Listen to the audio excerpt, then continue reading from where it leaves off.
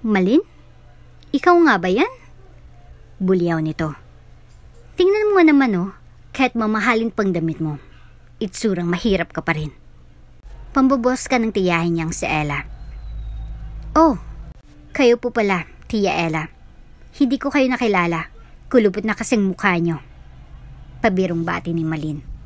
Abe, ang galing mo nang sumagot Teka, anong ginagawa mo rito sa mamahaling resort na ito? Taghanap ka ba ng mabibiktima? Pangangansyaw ng kanyang tiyahin. Sasagot na sana si Malinang lumapit ang kanyang sekretarya. Sino ka ba rito? Bakit kinakailangan kang lapitan ng babaeng yon? Tanong ni Ella. Tita, huli ka na nga sa balita. Ako lang naman ang CEO ng resort na ito. I own this place. What? Ikaw ang boss dito? Opo, tita. T1 and only. Kung bago ka pa lang sa channel neto, ibang kwento ni Ate Jane, istorya mo, ikwento ko. Huwag kalimutang pindutin ang notification bell at subscribe button. Nakatira sa isang luma at maliit na bahay si Malin at ang inay niyang si Aling Concepcion. Maagang naulila sa ama si Malin matapos mamatay si Mang Andres, sanhi ng tuberculosis. Nung siya'y nasa elementarya pa, paglalabang pangunahing trabaho ng kanyang ina. Malin, anak, kunin mo na nga ang mga sinampay. Mukhang ulan na ata. Utos ng kanyang ina. Opo, inay. Sagot naman ng dalaga. Dandahan ka sa pagkuha. Alam mo namang masela ng kliyente natin si Mrs. Castro. Baka mapagalitan tayo kapag nakakita yan ng kahit maliit na dumi sa kanyang mga damit.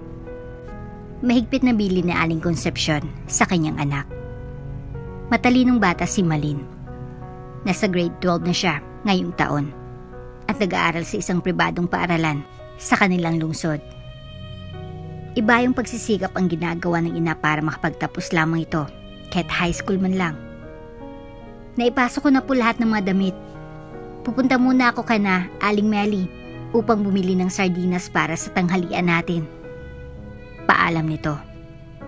Sige anak, bumili ka na rin ng soft drinks. Medyo malaki kasi ang kinita ko kahapon.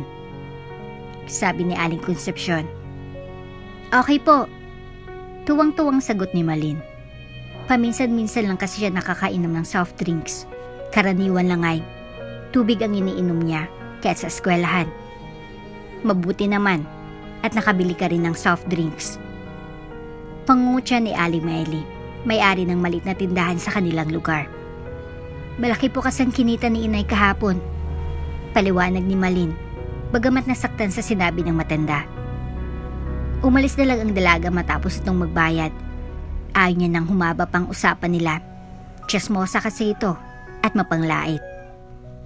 Oh, bakit ang haba ng mukha mo? Usisa ng kanyang inay pagdating niya sa bahay. Kasi naman po, si Aling Melly, pati pagbili ko ng soft drinks ay pinapakialam niya. Pagsusumbong niya habang naiiyak. Hayaan mo na siya anak. Ganyan lang talaga siya. Darating din ang panahon na aangat din ang kabuhayan natin. Opo inay, basta manalig lang tayo lagi sa Diyos. Niyakap niya ng mahigpit ang mahal niyang ina. Ramdam niya kung gaano siya kamahal nito at yun ang nagbibigay ng lakas sa kanya upang patuloy niyang abutin ang kanyang pangarap. Papasok na po ako sa eskwela inay. Paalam niya kay Aling Concepcion na noon ay abala sa kanyang paglalaba. Ay, saglit lang anak. Ito kunin mo itong kakanin. Baunin mo na lang. Pahayag ng kanyang ina. Nako, huwag na po. Kainin niyo na lang yan. Mas kailangan mo ito. Paano ka makakapag-aral ng mabuti kung kumakalam ang iyong sikmura? Pamimilit nito. Hatian ko na lang po kayo. Hindi ko naman po kasi kayang ubusin ito. Busog na rin kasi ako. Sige anak, iwanan mo lang dyan sa mesa yung sa akin. Humayo ka na lang at baka maliit ka pa. Malapit nang magring ang bell nang makarating sa paaralan si Malin. Pumasok na lamang ito sa kanilang classroom at umupo. Good morning class. Bati ni Ginang Mendoza sa kanyang mga estudyante. Nagawa niyo ba ang mga takdang aralin niyo? Tanong nito. Opo ma'am. Sabay na sigaw ng lahat. Maganda kung ganon. Magbibigay ako ng pagsusulit ngayon para malaman ko kung may natutunan sa lesson natin kahapon. Pahayag ng guro. Oh my, hindi ako nakapag-aral kagabi. Bulong ni Emma sa kanyang katabi. Mangopya na lang tayo sa pinsan mo, I'm sure. Nakapag-review yan.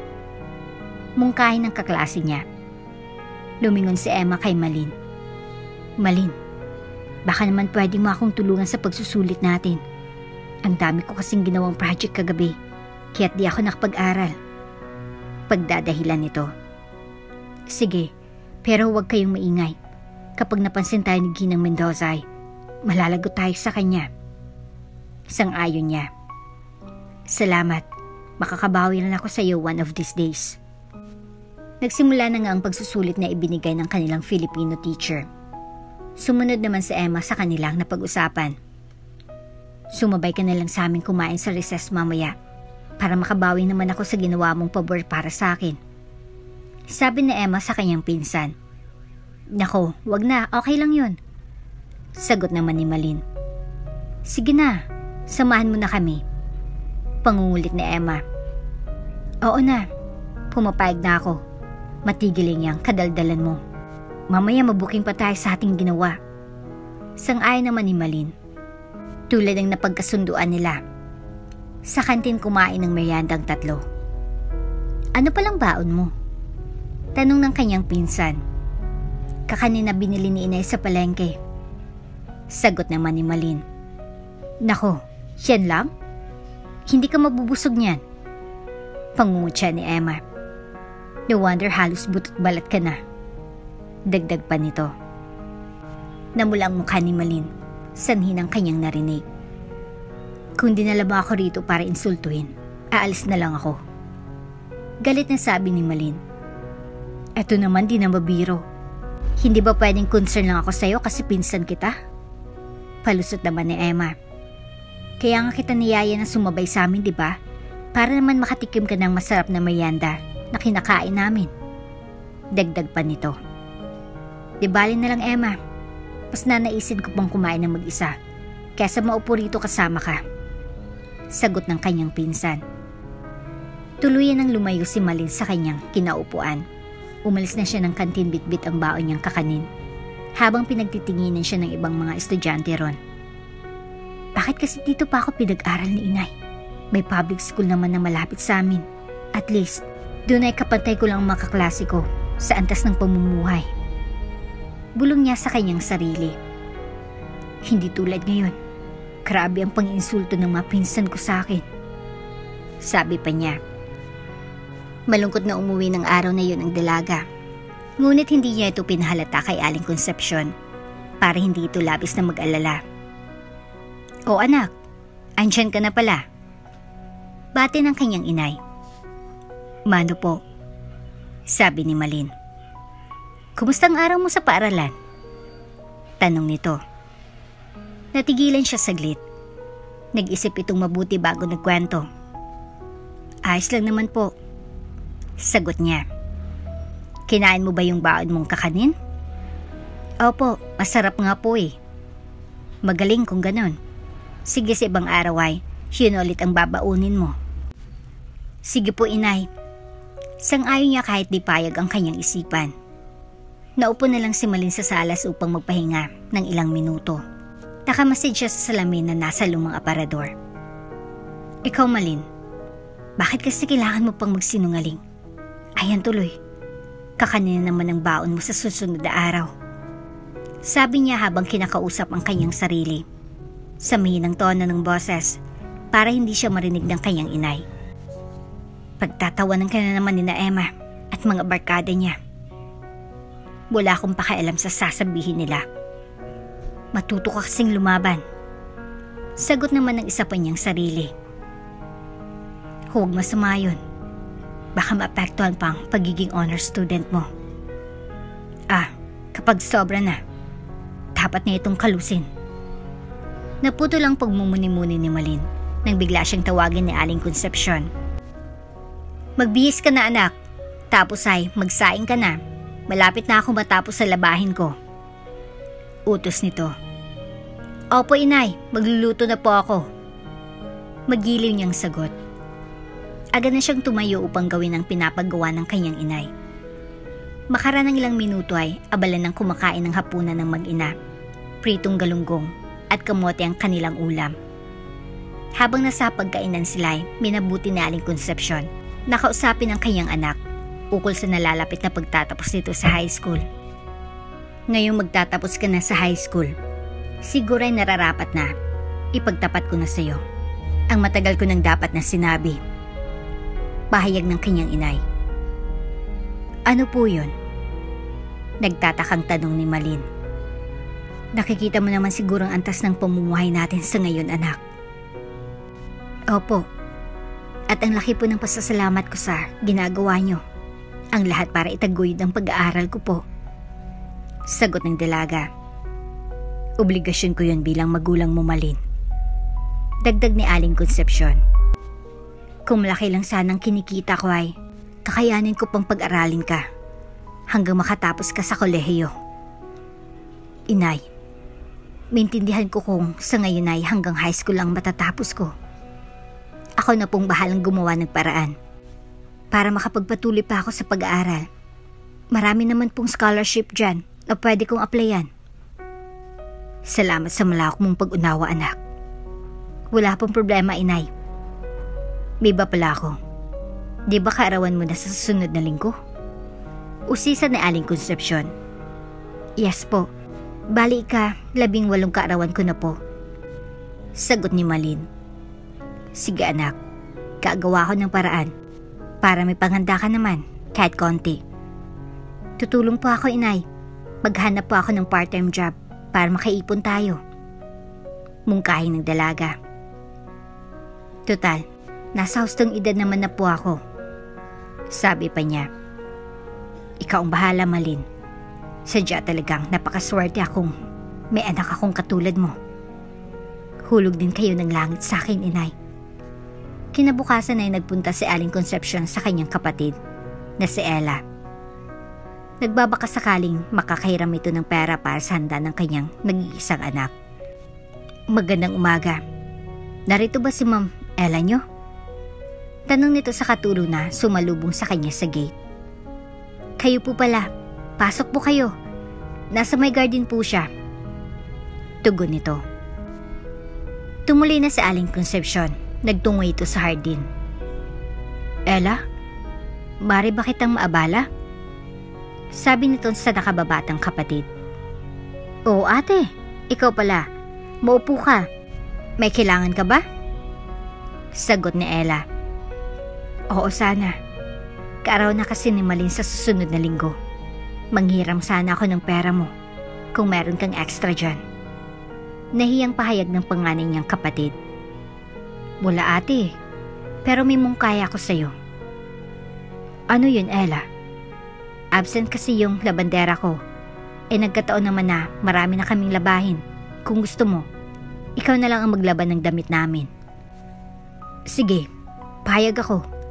Basta lang may mahanda ang anak ko sa kaarawan niya. Sang-ayon niya. Gusto man ni Aling Concepcion ay wala siyang magagawa. Kailangan niyang kumapit sa patalim. Samantala, tuwang-tuwa naman si Ella na naisa niya ang kanyang ate. Lumalabas lang na mas makapangyarihan siya kasi meron siyang pera. Ingat ka sa mga mamahaling damit ate. Bili ni Ella. Oo, ayusin kong paglalaba. Pangako ni Aling Concepcion. Sa dami ng nilaban ay hapon nang matapos ang inay ni Malin. Pagod na pagod dito nang makarating sa bahay. Inay, bakit ngayon lang po kayo? Saan po kayo galing? Usisa ni Malin. Tubig anak, bigyan mo nga ako ng tubig. Pakiusap niya. Agad namang tumalima ang dalaga. Kinuhanan niya ng isang baso ng tubig ang kanyang ina. Ito na po inay, inom po muna kayo. Salamat Malin. Naupo munang matanda sa kahoy. Naupuan upang magpahinga saglit.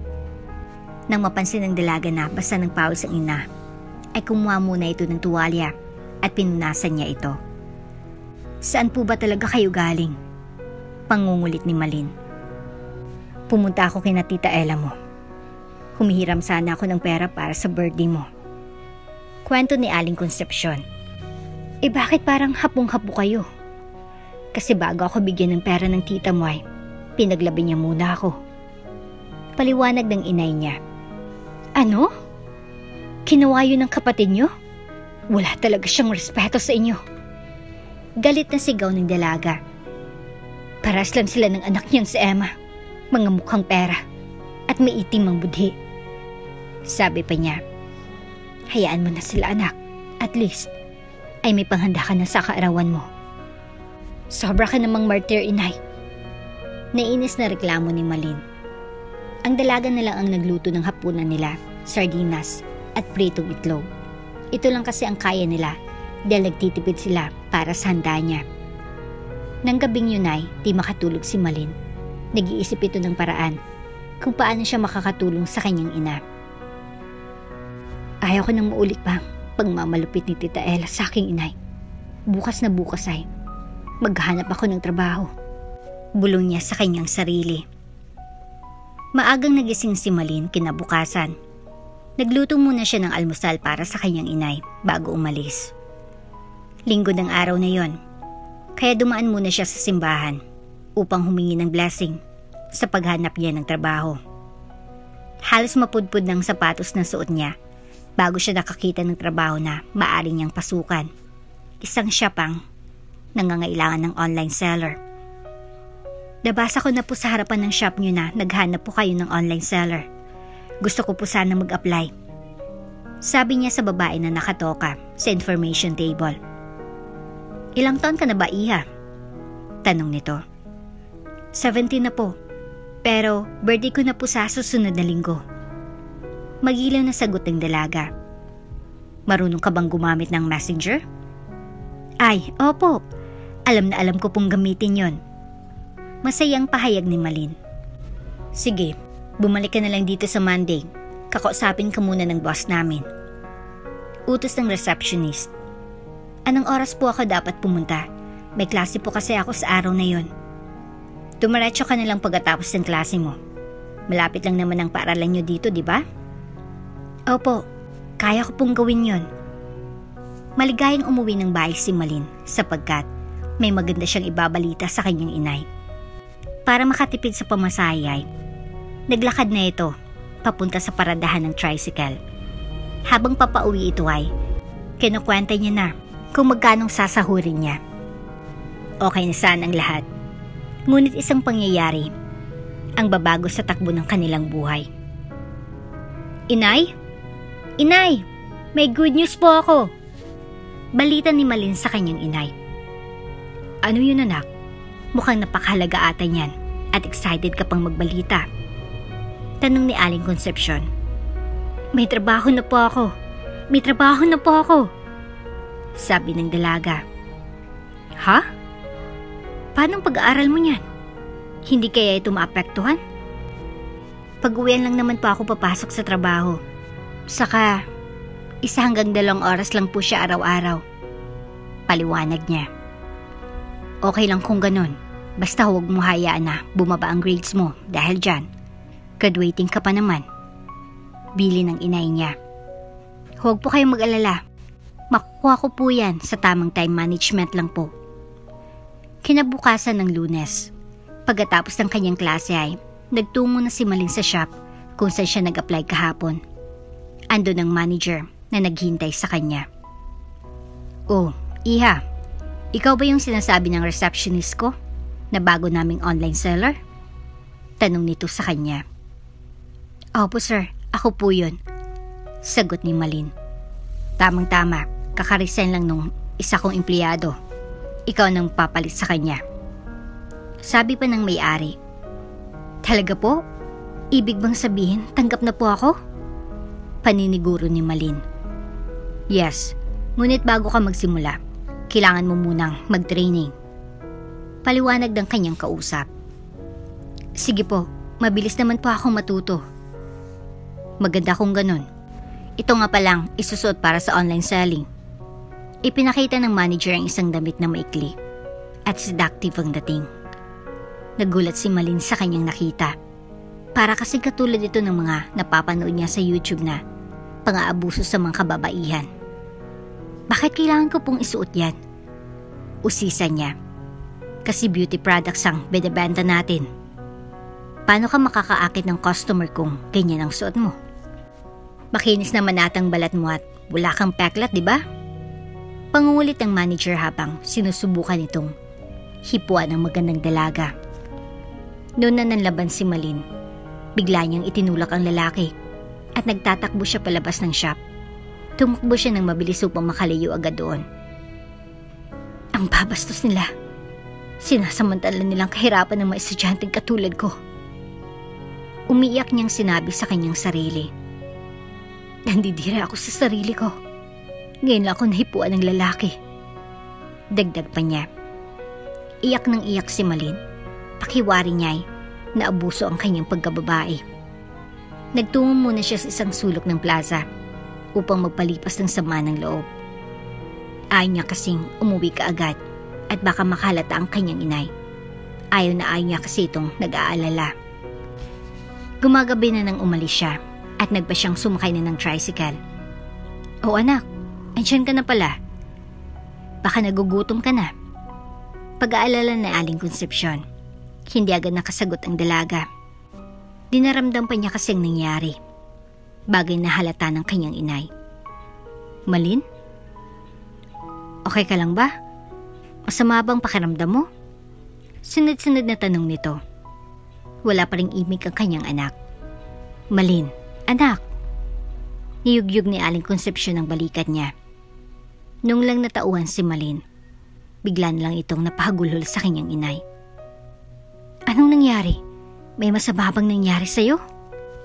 Inabuso pa ako, inay.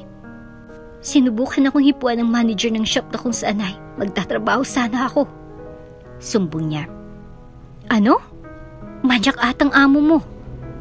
Opo. At gusto pa niya na magsuot ako ng malaswag damit habang nagbebenta online. Dugtong pa niya. Nagalaw ka ba niya? Paniniguro ni Aling Concepcion. Hindi po, inay. Nakatakbo po kasi ako agad. Mabuti naman kung ganun. Sinabi ko naman kasi sa'yo na ako nang bahala sa paghanap ng pera. Ayaw mo naman makinig sa akin. Akala ko po kasi mababait ang mga tao. Marami pa rin palang mga salbahe. Hayaan mo na. Ang mahalagay, walang masamang nangyari sa iyo, anak. Niyakap ng matanda si Malin at hinaplos nito ang kanyang ulo upang gumana ang kanyang pakiramdam. Pumasok muna sa kwarto ang dalaga. Nagpalit ito ng kasuutan at nagtungo sa banyo upang maligo. Nais itong burahin ang magungot na dulot ng panghihipon ng lalaki. Pagkatapos siyang maligo ay kumain silang mag-ina ng hapunan. Yaya? Yaya. Tawag ni Emma sa kanilang katulong. Ipagtimpla mo nga kami ng juice ng mga kaibigan ko. Utos niya rito. Agad namang sumunod ang hamak na utusan. Alam niyo ba, girls? Nanggaling dito ang inay ni Malin. Humiram siya ng pera para sa birthday niya kay Mami. Kwento niya sa kanyang mga kaibigan. Talaga? Gulat na tanong ni Kyra. Sure, lala. Kaso, smart ang mom ko. Pinahirapan niya munang maglaba ang inay niya bago niya itong binigyan ng pera. Pagmamalaki ni Emma. Oh my, napaka-poor naman nila. Una, malagkit ang baon sa school. Ngayon naman, nanghiram ng pera para sa ambisyosa niyang anak. Naggusto pa atang magdibu sa isang malaking hotel. Pangungot siya ng isa pa niyang kaibigan. Well, siyan pa lang ay nakikita niyo na. Mas makapangyarihan ka kapag marami kang pera. Walang binatbat ang pagiging matalino. Pagbibida pa ni Emma sa mga kaklase. Agree kami dyan. Kaya nga ikaw ang kaibigan namin at hindi siya. Sang-ayon ni Kyra. Natigil lang ang kanilang usapan nang dumating ang kanilang merienda. Naging sunod-sunuran ang mga kaibigan ni Emma sa kanya, lalo na kung ang pag-uusapan ay ang pagpaprank sa kanyang pinsan na si Malin. Isang araw sa eskwela ay may naisipang gawing kalokohan si Emma sa kanyang pinsan. Malin, halika dito. Maupo ka sa tabi ko. Anyaya ng spoiled na dalaga. Huwag na. Okay na ako rito. Sagot naman ng kanyang pinsan. Sige na, dito ka na. Ipapahiya mo ba ako sa harap ng mga kaibigan ko? Napatigil saglit si Malin. Tinaglaon na ay pumayag na rin ito. Ayan, kung ganyan ka ba naman lagi, edi magkakasundo tayo. Sabi ni Emma. Lingid sa kaalaman ni Malinay, may idinikit na kapirasong papel sa likod nito. Napansin na lamang niya ito nang pinagtatawanan siya ng mga nakakasalubong habang naglalakad siya papunta sa kanilang classroom. Wow! Anak ng labandera! Natatawang sigaw ng isang classmate nilang lalaki. How poor ka naman! Paano ka nakapag-aral dito kung anak ka lang ng labandera? Dagdag pa ng isa pang estudyante. Dahil sa mga narinig, sinubukan ni Malina kapain ang kanyang likod at doon niya nakuha ang papel na inilagay ng kanyang pinsan. Nakasulat doon ng mga katagang. Ako si Malin, anak ako ng labandera. Kahit naiinis siya ay di nagawang kalabanin si Emma. Alam naman niya kasing walang pupuntahan ng kanyang gagawin. Baka siya pa nga ang mag-guidance. Ayaw niya na maging dahilan pa ito para matanggal siya sa honor roll ng kanilang klase. Pinili na lamang niya ang manahimik ukol sa insidente. Nakakainis na talaga sa Emma. Tingin niya sa sarili niya ay isang Diyos. Ang makaklase ko naman sunod-sunuran sa kanya. Mga tanga. Bulong niya sa kanyang sarili habang naglalakad na pauwi mula sa kanilang eskwelahan. Samantala, si Aling Concepcion naman ang sumubok maghanap ng trabaho. Nagpunta ito sa bahay na dinalalaman ni Malin. Ate, baka may bakante kayo dyan. Kahit tagahugas mo lang ng pinggan o tagaluto. Tanong niya sa babaeng nakaupo sa likod ng kaha ng isang karenderya sa bayan. Pasensya na po, Ale.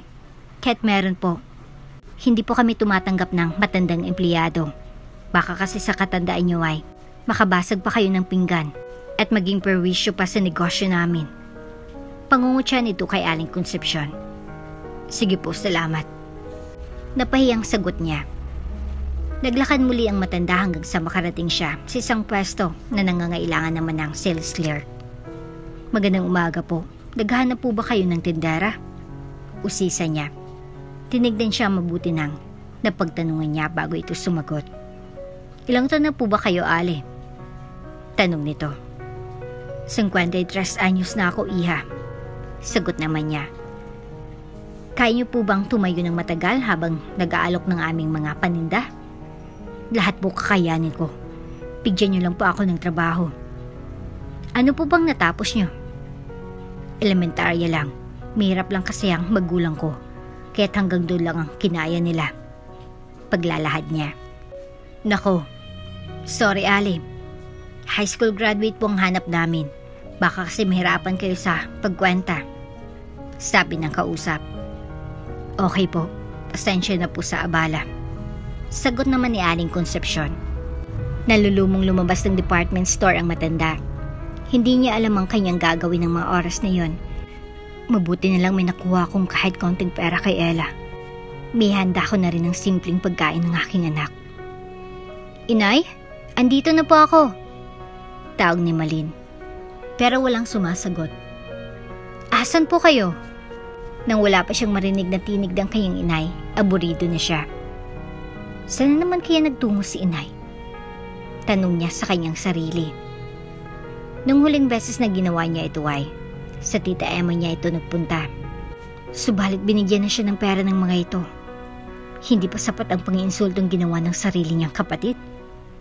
Pagpapatuloy niya, lalabas na ulit sana ng bahay si Malin nang makita niya sa kabilang bakod ang kanilang kapitbahay. Nakita niyo po bang lumabas ang inay ko? Usisa niya rito. Hindi siya pinansin nito. Nagbibingi-bingihan at nagpatuloy lang ito sa kanyang ginagawa. Nawawala kasi siya. Baka ka ako napansin niyo na lumabas? Sa wakas ay napilitan na itong sumagot dahil sa kakulitan ni Malin. Alam mo, iha, hindi ko ugali ang mangialam sa buhay ng may buhay. Kung lumabas mo ng bahay ang inay mo, ay wala akong pakialam. Problema mo na yan, sakaling siya ay mawala at di na makabalik sa inyo. Sagot ng kausap. Malay mo may tanggap na labadang inay mo. Kahit na nainis sa sinabi ng kanyang kapitbahay, ay magalang pa rin nagpasalamat siya rito. Salamat na lang po. Antayin ko na lang po siya dito sa may labasan. Pahayag niya. Mabuti pa. Mas maigi ang naisip kesa sa inistorbo mo ako rito. Mataray na sabi ng babae. Nagpalit muna ng pambahay ang dalaga bago ito lumabas ulit ng bahay. Ilang minuto pang dumaan bago dumating si Aling Concepcion. Saan po kayo galing? Kanina pa po ako rito. Tanong ni Malin sa inay niya na noon ay kababa lang ng tricycle. Sa bayan anak. Sabi ng kanyang inay na hinihingal naman sa pagod. Ano naman ang ginawa niyo roon? Huminga muna ito ng malalim bago ito muling nagsalita. Sinubukan ko kasing maghanap ng trabaho. Kaso sa isa ay walang tumanggap sa akin. Paglalahad niya. Ikaw talaga inay. Sinabi ko naman sa inyo na ako na lang bahala sa bagay na yan. Ayaw ko sina mapahama ka anak. Nagkalat ang mga masasamang loob sa paligid. Nakalimutan mo na ba ang muntik nang gawin ng manager na pinag-applyan mo dati? Pananakot nito. Tara na nga sa loob. Alam ko na napagod kayo, kaya ako munang maghanda ng makakain natin. Salamat anak. Sabi ng inay niya habang pilit na hinahabol pa rin ang kanyang paghinga.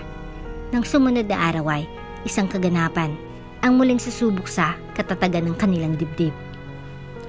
Ang pagnanais ni Aling Concepcion na mabigyan ng magandang birthday party ang anak ay sumubok itong muli na maghanap ng trabaho.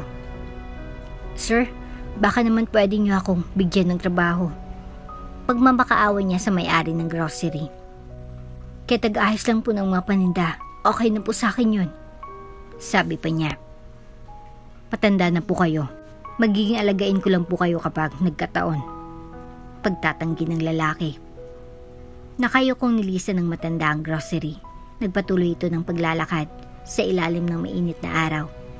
Nang makaramdam ng pagkauhaw, ay humingi ito ng tubig sa nadaan ng karinderya. Bigo naman itong makahanap ng trabaho dahil dito ay nagpasya na lang itong umuwi ng bahay. Naglalakad na siya noon papunta sa parada ng tricycle ng isang trahedyang naganap. Hold up ito.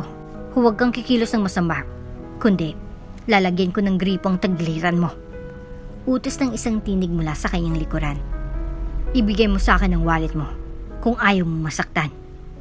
Huwag naman po. Panggastos ko po yan sa birthday ng anak ko. Pagmamakaawa niya sa hold-upper. Wala akong pakialam sa birthday ng anak mo. Basta iabot mo sa akin ang wallet mo.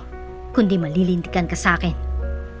Galit na sabi ng lalaki na may dalang kutsilyo na nakaumang sa likod ni Aling Concepcion. Mangyak-ngyak na ibinigay nito ang wallet sa kanya. Nang makuwang pakay ay umalis ng hold-upper. Mabuti na lang at may naitabi na pamasahe ang matanda.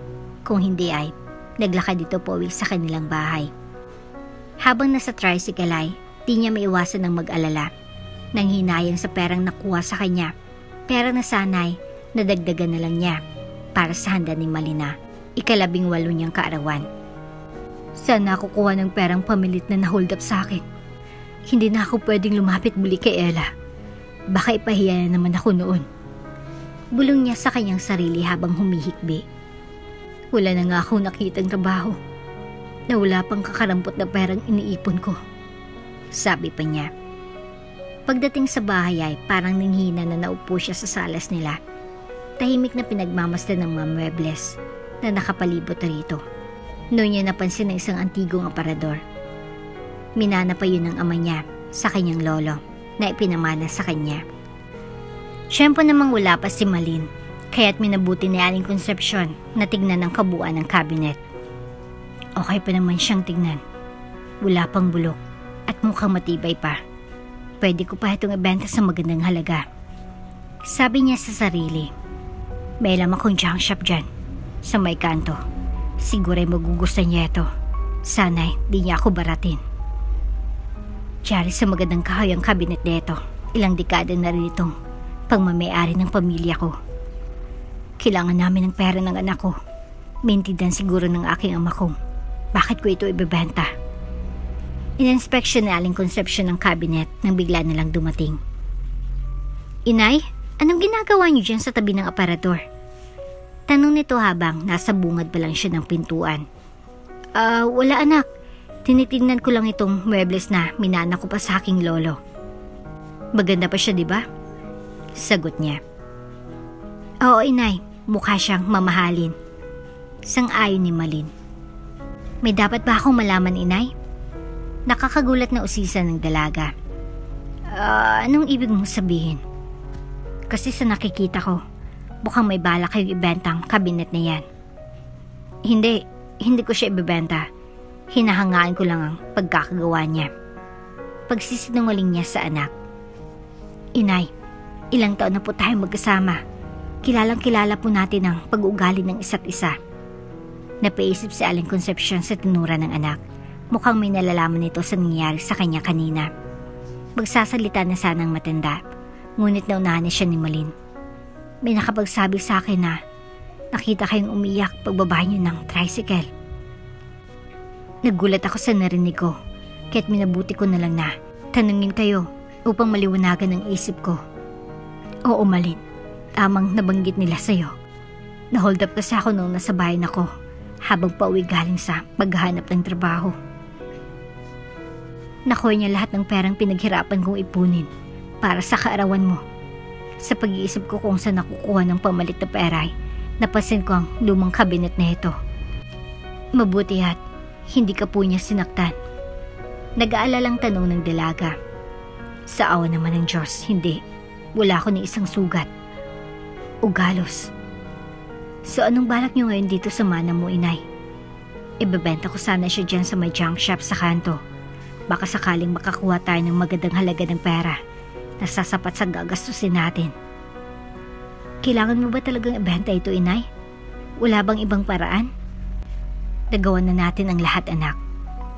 Sa totoo lang po ay, di ko ninanais ang magarbong birthday. Sapat na po sa akin ang simple lang, basta't kasama ko kayo at mga malalapit kong kaibigan. 18 kaarawan mo, Malin. Nararapat lang na paghandaan natin ito ng mabuti sapagkat minsan ito darating sa buhay mo. Naintindihan ni Malin kung gaano siya kahalaga sa kanyang mahal na ina. Handa niyang isakripisyo ang lahat para lang sa kanya. Kayo na po ang bahala. Kung sa tingin po ay makakatulong ang gagawin natin ay okay lang po sa akin. Naiiyak niyang sabi. Salamat anak at naliwanagan ka ukol sa nais kong nangyari. Sinimulan na mag-inang paglilinis sa kabinet. Inalis nila ang mga pinaglumaan nilang damit at nilagay na lamang ang mga ito sa kahon. Nagpupunas noon si Malin nang may mapansin itong kapiraso ng papel na nasuksok sa loob ng kabinet. Agad naman niya itong kinuha upang matignang mabuti. Nagulat siya sa kanyang nabasa. Isa pala itong titulo ng lupa. Dito pala nilagay ng kanyang lolo ang papeles na nagpapatunay na may minanang malawak na lupain ng kanyang ina. Inay! Inay! Halika po rito. Tingnan niyo po itong papel na nahanap ko. Masayang tawag ng dalaga kay Aling Concepcion. Anak, titulo ito ng lupa. Gulat na sabi ng kanyang inay. Opo, sinasabi po rito na pinamanahan kayo ni lolo ng 100 at 20 hektarya ng lupain malapit sa may bundok. Pahayag ni Malin. Ibig sabihin, mayaman na tayo, inay. Sigaw niya. Teka anak, huwag ka munang magpaksaya. Kailangan nating makatiyak na legal ngang dokumentong ito. Tama ka po.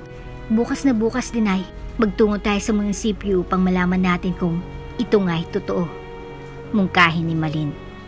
Huwag ka rin masyadong maingay at baka marinig ka ng ating mga kapitbahay na marites. Opo, inay. Excited lang po kasi ako. Kaya po ako napasigaw kanina. Anak, ito ang katuparan ng mga pangarap natin sa buhay. Hindi lang magharbong party ang maibibigay ko sa'yo. Makapag-aral ka pa sa kolehiyo. Sabi ng kanyang ina. Yes po. Ito na nga po ang sagot ng Diyos sa mga dasal natin. Hindi na napigilan ni Aling Concepcion ang maiyak sa tuwa. Sa wakas ay, gaganda na rin ang buhay nilang mag-ina. Mga pagsubok lamang pa lang, mga pinagdaanan nilang hirap. nasa kamay nila ngayon ang papel na magpapaunlad sa kanilang kabuhayan. Nang sumunod na araw ay ipinasuri nila ang titulo sa munisipyo na patunayan nila na kay Aling Concepcion ngang malaking lupa na nakasaad rito. Pinuntahan nila ito upang makita ang lawak nito. Ginamit muna nila ang naipong pera ni Malin upang magawa ito. Ano kayang magandang gawin sa lupang ito, anak? Tanong ni Aling Concepcion. Patuyuan po natin ng resort, inay. Napakaganda po ng lugar nito at sigurado akong dadayang mga turista rito. Mungkahin ni Malin. Tama ka, ngunit wala tayong sapat na pera sa ngayon para gawin yun. Isang lapo natin sa bangkong lupain. Gagamitin natin yun para sa ipagpapatayo ng resort at karinderya sa bayan at sa iba pa nating pangangailangan. Paliwanag din dalaga. Maganda yung naisip mo, anak. Nang sa gayon ay patuloy pang lalago ang pera natin. Sang-ayon ng kanyang inay. Ganun na nga ang ginawa ng mag-ina. Para hindi makalata ang mga kapitbahay sa biglaan nilang pagyaman ay nagtayo sila ng maliit na karinderya sa bayan. Ang pagpabalakad noon ang pinagkakaabalahan ni Aling Concepcion. Doon na rin ginanap ang 18 kaarawan ni Malin. Oops, may break muna. Gusto mo ba ma-shoutout dito sa channel ni Ate Jane? Mag-comment lang ng lesson you learned from the latest story uploaded. Dahil pipili kami ng isang best comment of the day para i-shoutout sa susunod na upload. Kaya huwag kalimutang mag-iwan ng lesson you learned after you watch this video. Maraming salamat! Ilang buwan matapos nun ay graduation na nila Emma. Muling nagpang-abot ang magkapatid. Kumusta ka na, Ate Concepcion? Bate ni Ella. Okay lang naman ako. Ikaw, kumusta ka ha? Tanong naman ito pabalik sa kapatid. Eto, maganda at mayaman pa rin. Pagyayabang niya. Ganun ba? Congratulations pala. Magtatapos na rin sa wakas sa Emma. Oo nga eh. Ikaw nga ate, mabuti at na pagtapos mo ng pag-aaral si Malin, kahit labandera ka lang. Pangungot siya nito. Sa awa ng Diyos ay nagawa ko naman. Pakumbaba niyang sagot. Saan pala mag-aaral si Emma? Sa Maynila siya magkokolehiyo. Naroon kasi ang magagaling na universidad. Si Malin, mag-aaral pa ba siya? Oo, sa palagay ko ay dito lang sa ating probinsya. Ang sa akin kasi ay wala sa universidad ang ikakagaling ng bata, kundi kung talagang matalino siya talaga. Patutsada niya kay Ella. Nang wala nang maisagot ay nagpaalam na ito sa kanya. Nagsimula ng graduation ceremony. Itinanghal na valedictorian ng kanilang batch si Malin. Samantalang si Emma ay wala man lang nakuha kahit isang award. Duman ng mga taon. Nag-aral sa Maynila si Emma. Ngunit si Malin ay pinag-aral ni Aling Concepcion sa Singapore. Itinago nila ito sa kanyang tita at mga kapitbahay para di sila makahalata ng mayaman na sila. Nagtapos ng kursong tourism sa Emma at si Malin naman ay kumuha ng business management dahil sa masipag itong mag-aral. Nag-doctorate ito at ngayon ay isa ng ganap na doktor sa business administration. Nagpa siya nang umuwi ng Pilipinas si Malin. Kailangan niya na kasing tulungan ng kanyang inay sa pagpapatakbo ng kanilang resort. Hello inay, kumusta na po kayo dyan? Bati ng dalaga sa kabilang linya ng telepono. Malin, ikaw pala, eto okay lang naman. Sagot ng matanda. Ang resort po natin, malakas pa rin. Sa katunayan nga ay, nag-post ako sa social media na nangangailangan tayo ng administrative staff para makakatulong sa pag-aasikaso ng mga nagdadagsaang turista. Pagbabalita ni Aling Concepcion. Magandang balita po yan, inay. Ibig sabihin nun ay, unti-unti nang nakikilala ang ating resort sa buong mundo. Sabi ni Malin. Siya nga po pala, bago ko makalimutan, sa susunod na linggo ay uwi na ako sa Pinas. Tapos na rin kasi ako sa training ko rito. Kaya't naisip ko na makabubuti para sa atin na andyan ako upang matulungan ko kayo sa pagpapatakbo ng negosyo natin. Salamat naman anak at darating ka na rito. Gusto na rin kasi kita. Naglalambing na pahayag ng kanyang ina. Opo, naiintindihan ko. Ganun din po ako sa inyo. Sige po, tatawag na lang po ako ulit kapag nasa airport na ako. Paalam ni Malin. Isang sorpresang ginawang pagbiyahe ni Malin pabalik ng Pinas.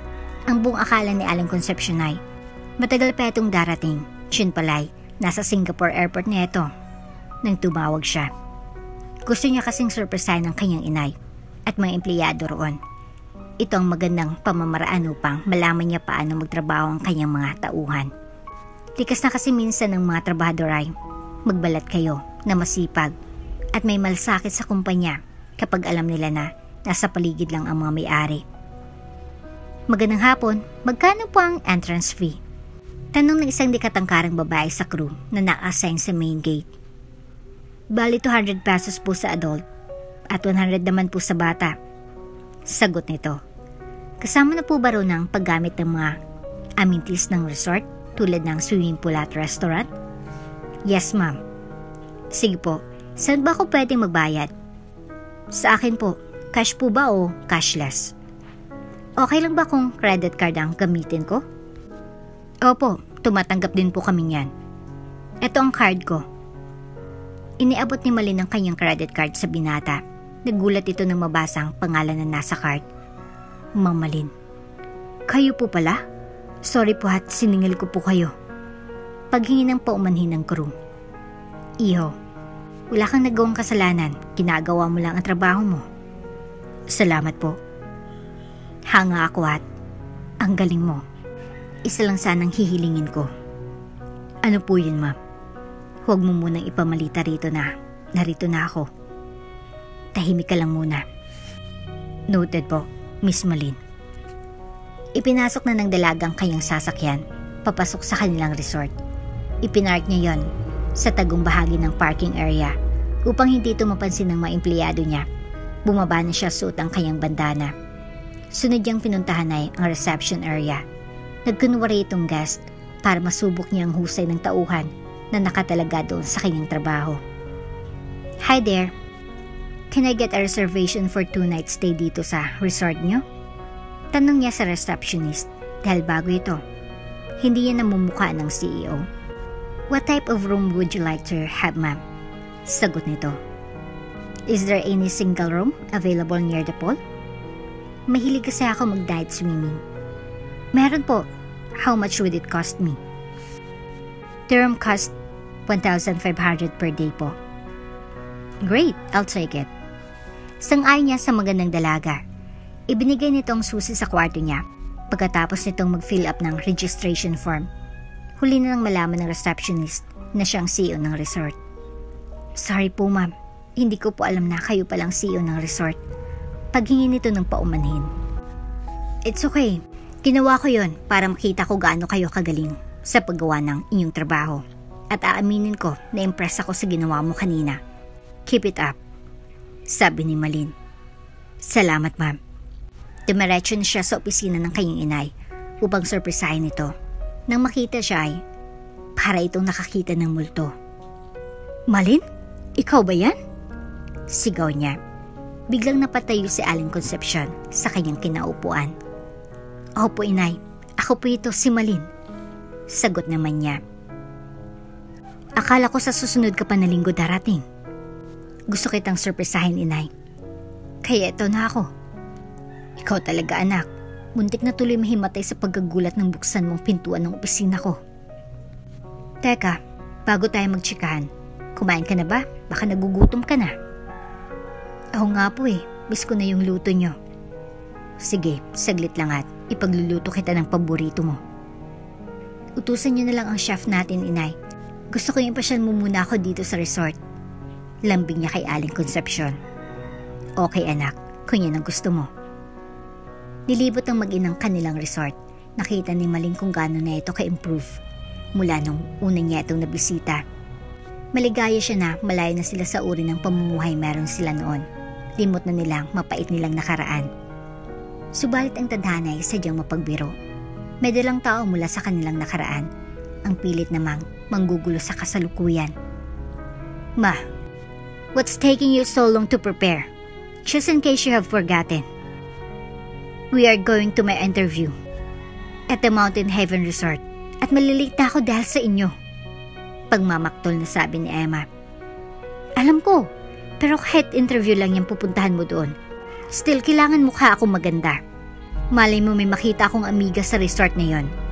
Ayaw kong mapahiya. Sagot ni Mrs. Ella Montimayo, isang sosyalerang middle-aged na babae na ina ni Emma. Hay nako, wala akong pakialam dyan. Kapag di ka patapos sa loob ng 5 minuto, iiwan na talaga kita. Malayo pang biyahe natin. Oo na, eto na ako. Yaya, pabukas ng gate. Alis na kami ni Mommy. Utos ni Emma sa kanilang katulong. Teka, before we go, hindi ba't kasama mo dapat sa interview neto si Ate Gloria mo?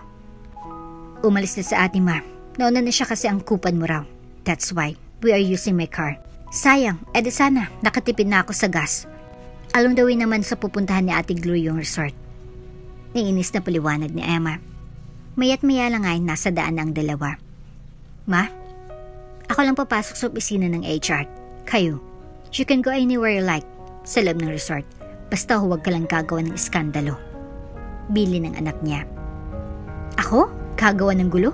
Depende naman ata yan kung babastusin ako. Pagtatanggol ni Ella sa kanyang sarili. Mangako ka sa akin. Kasi kapag gumawa ka ng eksena, it could jeopardize my chances of getting hurt. Makulit na pahayag ni Emma. Oo na, promise.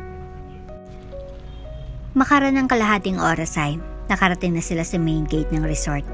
Doon nakita ni Emma at Mrs. Ella. Naubod ng ganda nito. At world class ng dating. Anak, this is such a nice resort.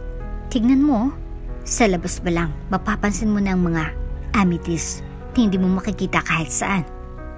Excited na sabi ni Ella. Yes, ma. This is the resort na gagawin kong lahat to work dito. Just imagine kung magkano ibibigyan nilang sahod sa akin. Pagmamayabang ni Emma. Sigurado naman na makukuha ka. You are so gorgeous at matalino pa. Graduate ka pa sa isang university na para sa mayayaman lang. O ayan, papasok na tayo sa gate. Tandaan mong sinabi ko Yes, ma'am. Pabirong sagot ni Ella sa anak na lalong nagdagdag sa stress na nararamdaman nito ng mga oras na yon. Pinarada ni Emma ang kanyang BMW sa parking lot ng resort. Bumaba na silang mag-ina at naglakad patungo sa reception area. Mommy, maupo ka na lang dyan sa lunch area. Pupuntahan lang sa opisina ng HR upang sabihin na andito na ako for my interview. Mungkahin ng dalaga. Naglalakad siya na parang modelo sa ibabaw. Nagrampa. Nang bigla siyang nabangga ng waiter na may dalang baso ng juice. Nabuhusan ng damit niya na siya namang ikinasira ng kanyang itsura. Ano ba yan? Bulag pa. Sigaw niya sa kawawang waiter. Sorry po ma'am, hindi ko po sinasadya. Paghingi nito ng paumanhin. Next time, tingnan mo yung dinadaanan mo. Hindi yung kung saan-saan. Pasensya na po talaga. Hayaan niyo po. Ito po ang panyo ko. Punasan ko na lang bahagi ng damit niyong nabasa. Never mind, don't touch me. Ano ka manyak? Sa kinaupuan niya, narinig ni Ella na nagwawalang anak. Agad siyang tumayo at nilapitan ito. Anong nangyayari dito? Galit na sabi niya. Ito kasing tangang waiter na ito. Binasang mamahalin kong damit. Ang pangit ko na tuloy. Pagsusumbong ni Ella. Ikaw, alam mo ba kung magkanong damit na suot niya? I'm sure ngayon ka lang nakakita ng ganyan. Pahayag ng mami niya. Pagsisihan mong ginawa mong ito. Asan ang manager niyo? At ira-report kita. Dagdag pa niya. Palingalingan ng tingin si Miss Emma. Hanggang sa may mapansin siyang isang dalaga na pamilyar ang mukha sa kanya. Malin? Ikaw nga ba yan? Bulyaw nito. Tingnan mo nga naman kahit mamahalin pang damit mo, itsurang mahirap ka pa rin. Patuloy na pambubuas ka niya. Oh, kayo po pala, Tia Ella. Hindi ko kayo nakilala. Kulubot na kasi ang mukha niyo. Pabirong bati ni Malin. Abay, ang galing mo pang sumagot Teka, anong ginagawa mo rito sa mamaling resort niya ito? Naghanap ka ba ng mabibiktima?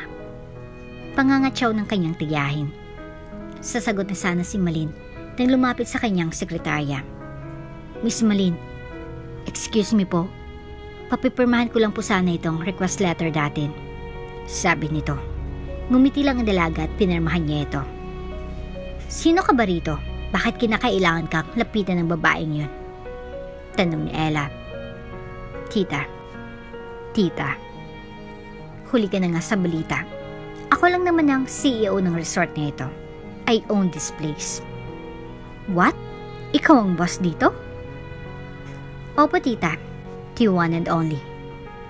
Nagatinginan ng mag-ina. Alam nila na walang pag-asa na matanggap si Emma sa lugar na yon. Ngunit nagkamali sila ng hinala. Miss Emma, can you please step into my office? Utos ni Malin sa kanyang pinsan. Noted, Miss Malin. Sagot niya sa CEO na walang angas ng mag-ina. Para silang mga aso kanina, nakakahol-kahol. Ngunit ngayon ay nakabahag ng buntot dahil sa takot. Alam ko na kailangan mo ng trabaho. Bilang pinsan mo ay tutulungan kita. Subalit, tulad ng ibang empleyado sa resort ko, dadaan ka muna sa training bago kita papapirmahin ng kontrata. Okay lang ba sa iyo ang sinabi ko? Sabi ng dalaga sa kanyang mayabang na pinsan. Oo, payag ako. Salamat, insan. Sangayon nito sa mahinang boses. Nice. Kung ganun ay, magsisimula ka na sa training mo bukas. Oh, by the way, lahat ng trainees ay stay in. Kaya't pagbalik mo bukas ay magdala ka ng mga gamit mo. Your training will be last for 2 weeks. Noted, insan. Maaari ba akong lumabas? Paalam ni Emma kay Malin. Sure. Feel free to go. Nakita ni Malin ang pagkakataon na bumawi sa kanyang pinsan at tita Ella niya sa lahat ng ginawa nila sa inay niya at sa kanya. Kaya tinanggap niya si Emma upang iparamdam ito sa kanila. Pinahirapan ni Malin ng husto sa training si Emma. Maraming beses niya itong pinahiya sa mga guest sa mga maling nagawa nito. Sobra sa oras sa lahat ng shift niya. Miss Malin, pwede ko po ba kayong makausap? Tanong ni Emma. Sure, have a seat. What can I do for you? Sagot ng CEO. May mga bagay po kasi akong napansin sa training ko. Sabi ni Emma. Anong mga ito? Tulad ng sobrang oras ko sa shift. Yung ibang trainees 5 oras lang, samantalang ako 6. Tapos yung lagi niyo akong pinapahiya sa guest. Reklamo nito. Are you telling me na di mo na kayang pinapagawa ko sa'yo? Mariin na tanong ni Malin. Sabihin mo lang at bukas na bukas din ay maghanap ako ng kapalit mo. Panakot niya kay Emma. Nabigla ang pinsan niya sa kanyang sinabi. Hindi niya inakala na kayang-kaya siyang palitan nito. Napaisip tuloy siya. Sayang din kapag umayaw siya. Sayang pagkakataon na makakuha siya ng mga karanasan na magagamit niya sa ibang kumpanya. No, ma'am. I'm just simply voicing out my observations. Magpapatuloy po ako. Pahayag ni Emma. Good. Kung wala na tayong pag-uusapan pa, please go back to your post. Utos ng CEO. Umalis si Emma sa opisina ni Malinang nakayuko ang ulo. Ngayon ay nararanasan niya ang pang-aping ginawa niya noon sa pinsan sa eskwelahan. Nagpatuloy sa training si Emma. Mula nung araw na yun ay wala nang narinig na reklamo si Malin mula sa kanya. Inay, alis muna ako saglit. Atin lang ako ng meeting sa Maynila. Mga ilang araw po ako doon. Kayo na po ang bahala sa resort. Bili niya kay Allen Concepcion. No worries anak, kayang-kaya ko naman na imagine ang negosyo natin. Sabi ng kanyang inay. Mag-iingat na lang kayo ni Emma. Baka kasi kung anong makapalpakan na gawin niya dito kapag nalaman niya na wala ako. Naku, huwag na huwag siyang aasal, Reyna. Malilintikan niyan sa akin. Ngunit mali ang akala ni Allen Concepcion. Nung marinig ni Emma na alis si Malin ng resort, agad niyang tinawagan ng kanyang malditang ina upang magtungo roon. Balak niya ay pagtutulungan naman nila ang inay ng CEO. This time, hindi lang 2 kalaban ng matanda kundi 3. Isinama kasi ni Ella ang panganay niyang anak na si Gloria. Card. Saan ako maaring pumunta kung gusto kong magstay sa resort ng mga 2 linggo? Usisa ni Gloria. Sa may reception area po. Doon nyo din kasi malalaman kung may bakanting room po o wala. Paliwanag pa nito. Salamat. Pinarada ni Gloria ang kanyang sasakyan sa isang tagong lugar sa parking area. Sinigurado niya na hindi makikita sa CCTV ang plate number nito. Sinamahan siya ng bellboy sa kanyang inupahang kwarto. Pinaliwanag nito ang mga amenities na maaari niyang gamitin habang andun siya sa resort. Lingid sa mga naronang may itim na balak ng dalaga. Ngayon ay magsisimula ng paghiganti ko sa iyo, pinsan. Dahil sa pagmamalupit mo sa akin, kapatid. Sabi ni Gloria sa kanyang sarili. Sisirain ko lang naman itong resort na pinaghirapan mong itayo para bumalik naman kayo mag-ina sa pagiging duka. Pahayag pa niya. Ilang oras pagkatapos makapag-check-in si Blue Eye. Siya namang pagdating ng kanyang mami Ella. Ang trabaho niya ay gumawa ng maeksena para magkaroon ng pagkakataon na ilagay ng pangalan niyang anak ang mapampasabog sa paligid ng resort. Maaari ba yung malapit sa dining area ang makuha kong room? Hiling niya sa receptionist. Check ko po ma'am kung may available pa. Sagot naman ito sa mata ng mayaman na kausap niya. Habang naghihintay ay nagmasid dito sa paligid. Tinitignan niyang mabuti ang mga possible exit points para alam niya kung saan siya lalabas kapag nagkagulo na. Sure, sulaki naman po. May vacant po sa direct question area. Kakalis lang po ng nag-occupy doon kanina lang. Pagbabalita ng dalaga. Wow, that's great news. Masiyang sabi niya habang nginingitian nito ng receptionist. Papahatid ko na lang po kayo sa bellboy namin. Antayin na lang po natin siya. No worries, miss. I'll just sit by the lunch area. Just call me when he's here. Bili niya rito. Sure po, ma'am. Hindi siya namukaan sa resort dahil ibang set ng crew members ang nakatoka sa araw na yon. Ngunit nahagip naman ng CCTV camera ang mukha niya at nakarecord na ito, something na di niya inasahang mangyayari. Nang nasa kanya-kanyang pwesto ng mag-inay, isinagawa na nila ang kanilang maitim na balak. Naglibot-libot sila sa resort upang makahanap ng magandang paglalagyan ng bomba.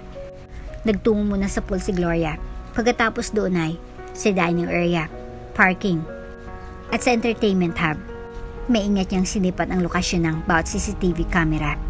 Ang mami naman niya ay nagkunwaring malungkot at tumambay sa bar upang uminom. Mamaya pa ay gagawin ang pagdadrama niya.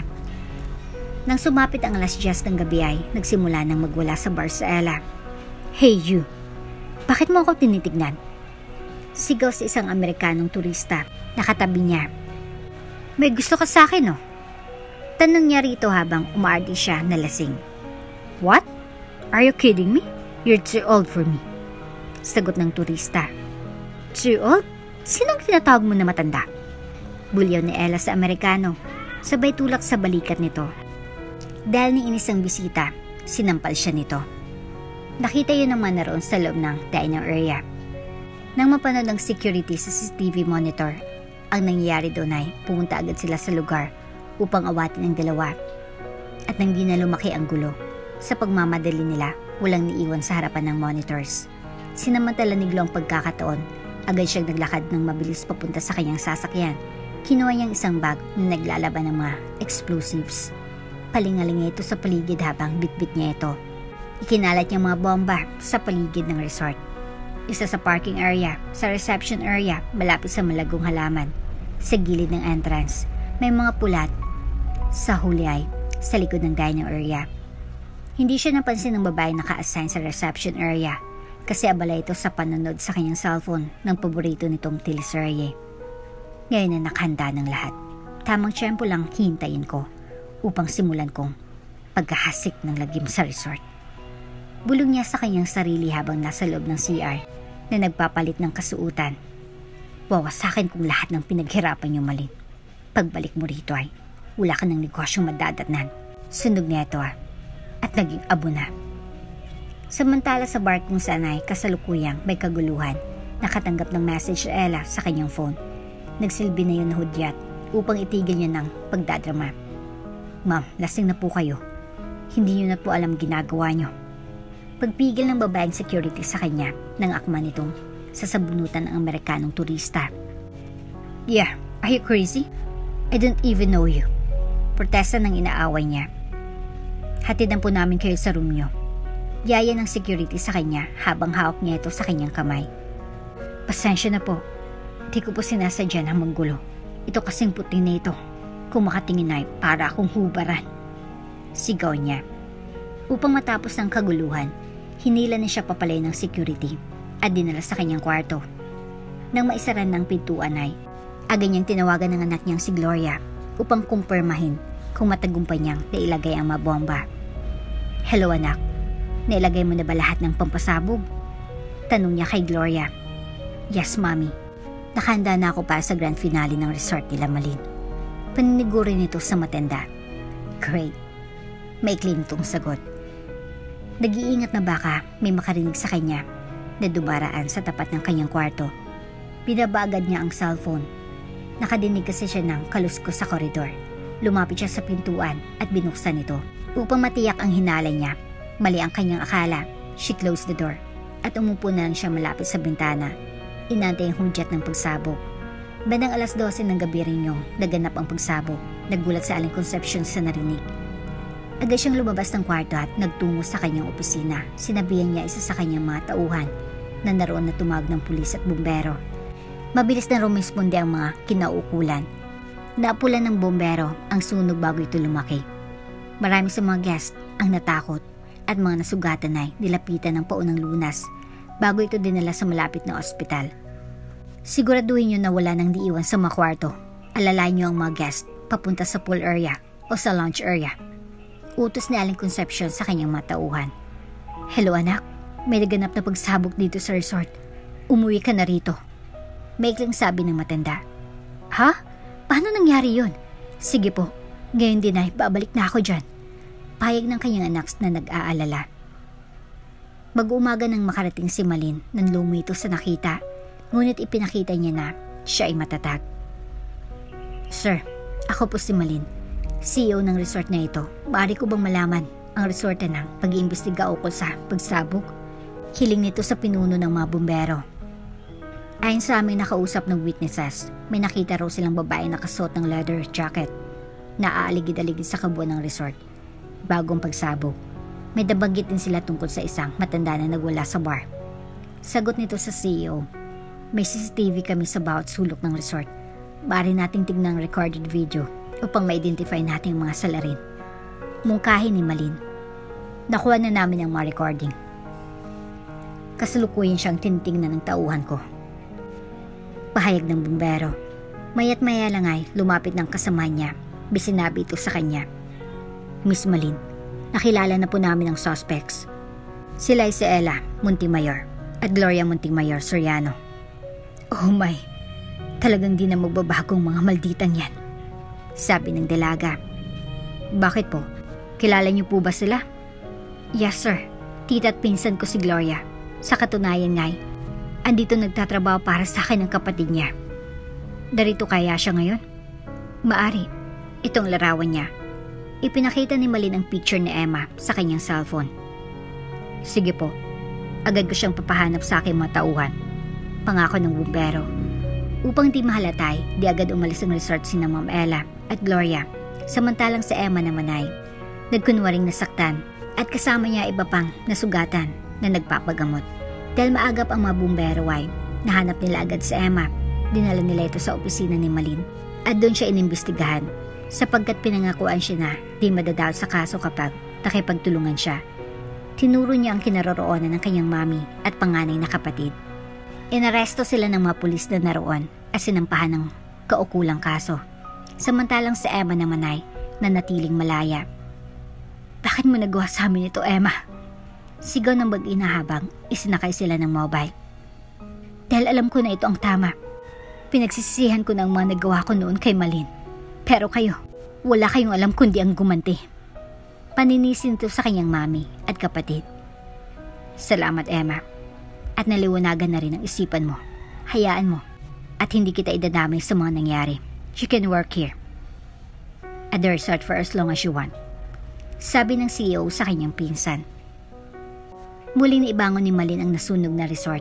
Mas lalo itong gumanda at mas dinayo pa ng mga turista. Patunay lang na kailanman ay di magwawagi ang kasamaan sa kabutihan. At dito na nga po nagtatapos ang ating kwento. Hanggang sa muli. Shoutout nga pala kay Fee Hines. Ang sabi niya ay, "I love this type of the story na walang nasasaktan or inaapi. Well done." Maraming salamat! Kung bago ka pa lang sa channel neto, ibang kwento ni Ate Jane, istorya mo, ikwento ko. Huwag kalimutang pindutin ang notification bell at subscribe button.